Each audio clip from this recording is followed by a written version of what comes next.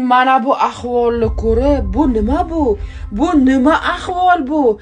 Buni qaysi stajyor, qaysi qo'ling sungur, qaysi qassob qildi bu ishni? Invalid qilib qo'yishibdi Kokoshani. Vashshe kapets, ko'ringlarmi rasmlarni? Duo qiling, Kokosh og'ir ahvolda. U oshqozon kestirish operatsiyasidan so'ng marhuma Halima Ibragimova azob chekkan xastalikka chalindi. Cho'tki qilib oziq oldim, ortiqcha terimni olaman, u qilaman degan fikrlar bor edi. Yo'q, kerak emas o'rtoqlar, kerak emas. Mana yana Kokosh qilib yig'lab oldim. Ko'zlarim qizarib ketdi. U operatsiya qilinganiga bir oydan ziyod vaqt o'tgan bo'lsa-da, oyoqqa tura olmayapti. Hodisa sabablari video davomidan o'rin olgan. Tezroq sog'ayib ketsin deganlar videoga albatta bir dona like bosib qo'ying.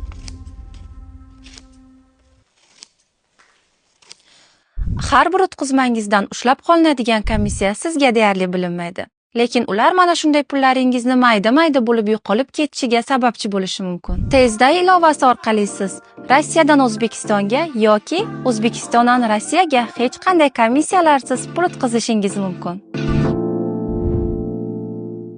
Yo-mayo, ужас, koshmar. Man hayratda, man shokda, man lol. Bala, kirdiq-paddiq. Yo'p твою мышь.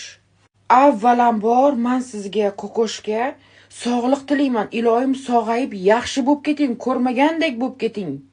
Bu operatsiyani men ham boshdan o'tkazganman.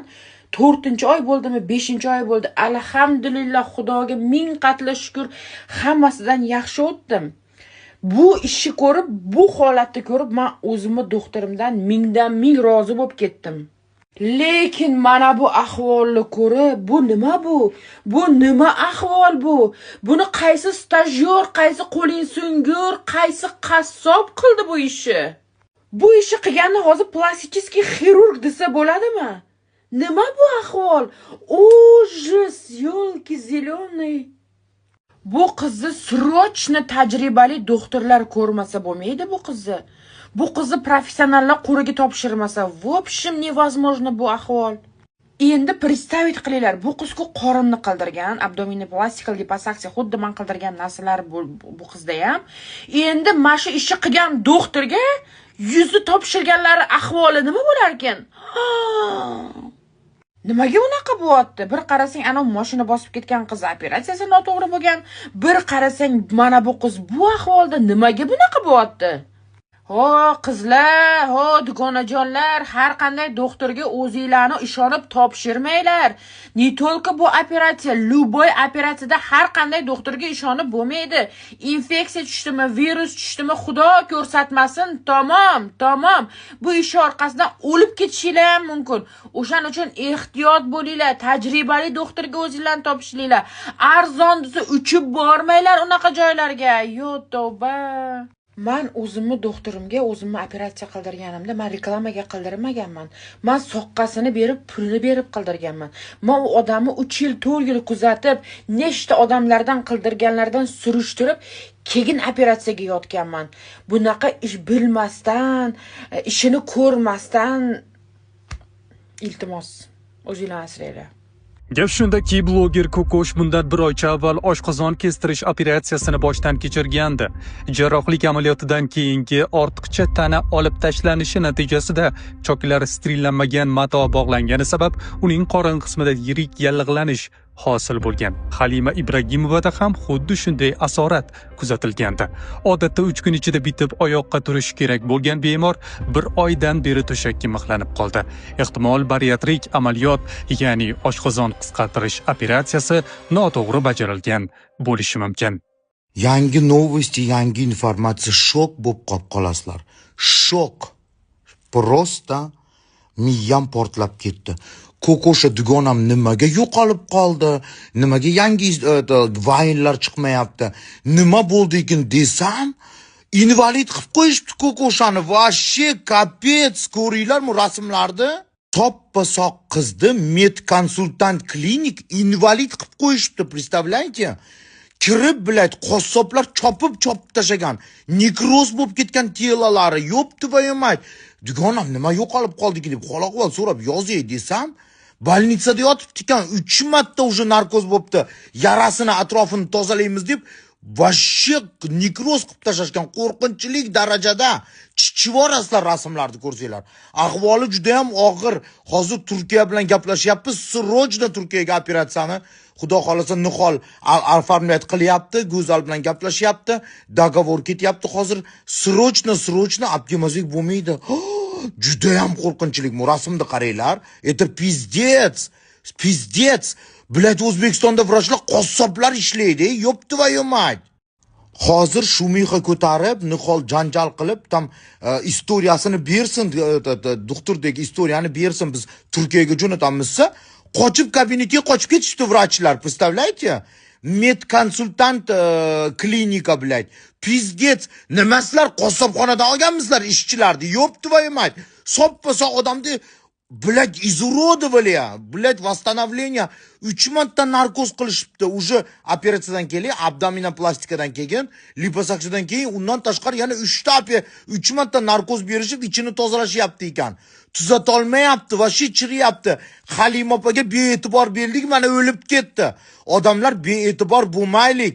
Bechora qiz soppa-soqni invalid qilib qo'yishibdi. Shu bee'tiborlik o'limga olib keldi Halima opani o'limiga. Yopti va yo'may. Kimdir gapirish kerak-ku buni. Sog'liqni saqlash vazirligi qayoqqa qarayapti? Mana Sabrinani operatsiyasini ko'rdinglar. Qiyshiq qilib qadab qo'yishgan. Endi bu, bilak, qayerdan olyapsizlar? Qayerda o'qiyapti bu vrachlar? Medkonsultant klinik qayerdan olgansiz sen vrachlarni? Qayerdan diplom bergan senlarga? Odamlar o'lib ketyapti senlarning orqanglardan.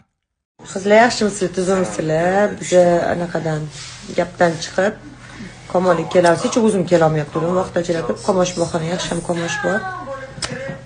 Ko'kosh oldiga keldik, ko'kosh ko'rsatdik desam, endi больницада ko'ykada odam ahvoli bir ahvol bo'ladi, bilasizlar.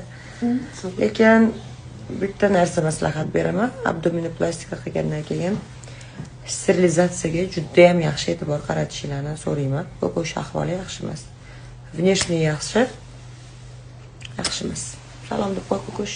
Salom hammaga. Ustiyoqroq chiqatroq bo'lasiz.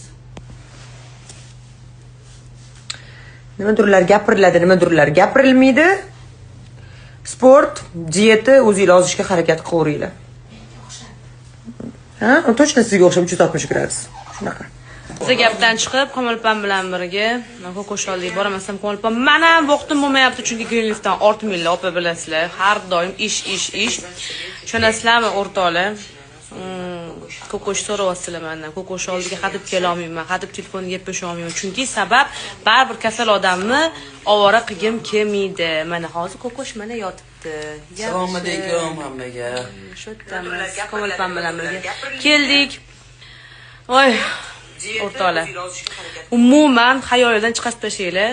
Qorin, ko'krak nimadir qilishga men ham cho'tka qilib ozib oldim, orcha terimni olaman, u qilaman degan fikrlar bor edi. Yo'q, kerak emas, o'rtoqlar, kerak emas.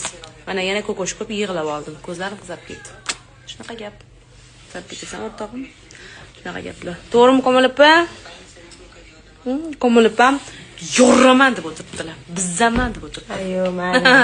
Yo, endi biz o'rtog'imizda baribir achinamiz. Ko'pchilik yozibdi, Ko'koshga nima bo'ldi? Nega chiqmay qo'ydi? Abbos xo'ja qani? To'g'risini aytadigan bo'lsam, Ko'koshda ahvoli ozgina og'ir.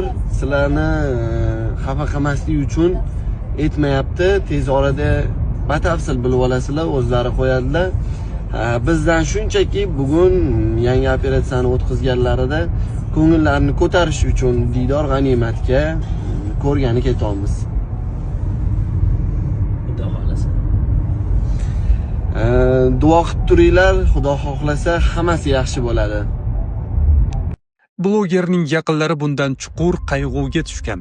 Ko'koshni bu ahvolga tushishida operatsiyadan avval u bilan juftlik sifatida ko'rinish berayotgan Abbos xo'ja bu operatsiyaga undagan shaxs sifatida tanqid qilinyapti. U esa Instagram sahifasida ularga javoban shunday izoh qoldirdi. Assalomu alaykum. Ko'kosh masalasiga kelsak, hozircha nimadir deya olmayman. Chunki Farg'onaga ota-onamning oldiga kelganman. Kelishimdan oldin kirib xabar olib xayrlashib ketgandim. Qaytib borsam tagiga yetaman. Inshaalloh sabablar o'rganilib, har bittasini fikrlarini o'rganib chiqaman. Uzoqlashmay kuzatib turinglar. Allohdan duo qilib shifo so'rab turinglar. Hammani mushkulini oson qilsin. Operatsiyani san uchun qildirdi deganlarga men batamom tish tirnog'im bilan qarshi bo'lganman. Endi u ham yaxshilik uchun qildirganman degan edi. Men uchun o'shanday qoling, xalq sizni shundayligingizcha sevdi deb maslahat bergan edim. Hammasi yaxshilikka, behikmat bo'lmas. Biz bir bo'lib duo qilaylik. Ilohim yaxshi bo'lib ketsin. Toshkentga qaytib ochiqlaymiz. Hozircha qayta olmayman. Va'da berib qo'ygan joyim bor. Bu yerda ham xalq meni kutib turibdi. Sovg'a tarqatishim kerak. Ota-onamni oldidaman.